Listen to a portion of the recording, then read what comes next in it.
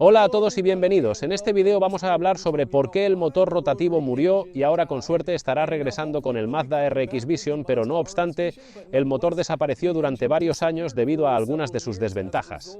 Así que vamos a analizar 4 de esas principales desventajas. Ahora, si aún no has visto mi video sobre cómo funcionan los motores rotativos, querrás verlo antes de ver esto. Así que la primera desventaja de la que vamos a hablar es que, por diseño, los motores Wankel tienden a tener una baja eficiencia térmica. Parte de esto se debe al hecho de que tienden a tener relaciones de compresión más bajas, pero también se debe a la forma de la cámara de combustión. Entonces, aquí vamos a tener nuestras dos bujías y van a encender la mezcla de aire y combustible. Y esto comenzará a girar en esta dirección a medida que ocurre la combustión. Entonces, tu llama comenzará aquí y querrá viajar hacia afuera y encender esa mezcla de aire y combustible, así que tiene que recorrer una larga distancia para encender. Toda esa mezcla, y así cuando llega hasta aquí, sabes que continuamente la estás haciendo crecer y volviéndola más difícil de encender esa mezcla, y luego llegas al final donde llega al puerto de escape, y algo de ese aire y combustible no se quemará, y así estarás enviando ese combustible por el escape.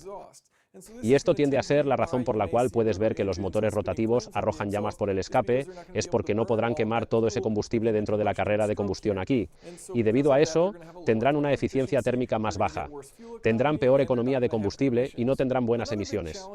Otro gran desafío para el motor rotativo es cómo mantenerlo sellado, y debes recordar que no quieres dejar que ninguno de los gases en esta cámara entre en esta cámara o viceversa, y podría pasar de esta manera o podría pasar alrededor de esta manera, y debido a eso tienes estos sellos ápice que intentan sellarlo en esta dirección, y luego tienes sellos frontales y laterales que van a lo largo de los bordes para tratar de evitar que los gases entren en esta dirección. El desafío que ocurre se debe a que, como puedes ver, la combustión va a ocurrir constantemente en un lado. Es por eso que esta área es más oscura y esta área es más clara. Entonces aquí es donde siempre va a ocurrir la admisión, aquí es donde siempre va a ocurrir la combustión. Y debido a eso tendrás una gran diferencia de temperatura, donde este lado estará mucho más caliente que este lado, y así estás tratando de mantener un sello, pero la temperatura es diferente, y por eso vas a tener la expansión del metal de diferentes maneras, en diferentes lados de esta carcasa. Y hacer eso hace que sea muy difícil crear un buen sello, y debido a eso puedes tener la mezcla de algo del aire en un bolsillo pasando al bolsillo de otra cámara. Ahora, para ayudar a asegurar que haya un sellado, puedes ver aquí este agujero que inyecta aceite aquí dentro. Así que tendrás aceite inyectado directamente en la cámara de combustión, y eso es para ayudar a mantener el sello alrededor de los bordes y lubricar los bordes para que no haya desgaste. Ahora, eso nos lleva a nuestra tercera desventaja, que es el hecho de que, por diseño, este motor va a quemar aceite porque estás inyectando aceite directamente en la cámara de combustión. Por lo tanto, periódicamente deberás verificar los niveles de aceite y rellenarlos, y asegurarte de que estás utilizando una cantidad suficiente de aceite porque lo estarás quemando a medida que el aceite se agota.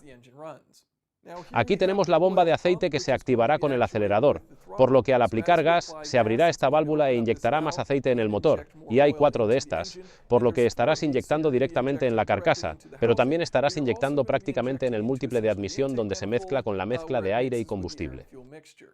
Claramente, si estás inyectando aceite directamente en la cámara de combustión, lo vas a quemar y, debido a esto, también tendrás emisiones peores. Ahora, esto nos lleva a nuestra última desventaja y probablemente la razón más importante por la que el motor rotativo no se utiliza en la producción, y es el hecho de que tiene emisiones terribles. La historia de las emisiones es realmente solo un efecto de las 3 primeras desventajas, y es el hecho de que quema aceite por diseño porque lo estás inyectando directamente en la cámara de combustión, es difícil sellar las diferentes cámaras y tiene una baja eficiencia térmica y envía el combustible directamente al escape. Puedes pensar que la economía de combustible no es un gran problema, pero cuando comienzas a comparar el motor rotativo con otros motores disponibles, te das cuenta de lo ineficiente que realmente es. Aquí tienes una comparación rápida. El Mazda RX-8 de 2011, con su motor rotativo de 1.3 litros y transmisión manual, producía 232 caballos de fuerza. La versión automática tenía un poco menos, solo 212 caballos de fuerza, y el vehículo pesaba 3.065 libras. Su clasificación EPA era de 16 en ciudad y 22 en carretera, lo cual es bastante patético teniendo en cuenta la potencia que produce y su peso. En comparación, el Mercedes GLA 45 de 2015 pesa alrededor de 400 libras más, tiene más de 120 caballos de fuerza adicionales y obtiene 23 en ciudad y 29 en carretera con un motor de 2 litros. El Corvette Stingray de 2015, con un motor de 6.2 litros y 3.300 libras, con 455 caballos de fuerza, aún tenía una mejor clasificación en ciudad y mucho mejor en carretera. Esta comparación muestra claramente que el motor rotativo tiene un rendimiento deficiente en términos de economía de combustible en comparación con otros motores disponibles en el mercado. Así que, al observar el motor del RX-8 en función de su potencia y peso, la economía de combustible es simplemente terrible si la comparas con algo similar. Es muy similar en potencia y peso al Volkswagen GTI, que tiene una clasificación de economía de combustible combinada de 28 en comparación con los 18 del RX8. Esto significa una mejora del 55,5% en la clasificación de economía de combustible del GTI, a pesar de tener una potencia y peso similares. Es realmente sorprendentemente deficiente en cuanto a eficiencia de combustible. Gracias por ver el video y si tienes alguna pregunta o comentario, no dudes en dejarlo a continuación.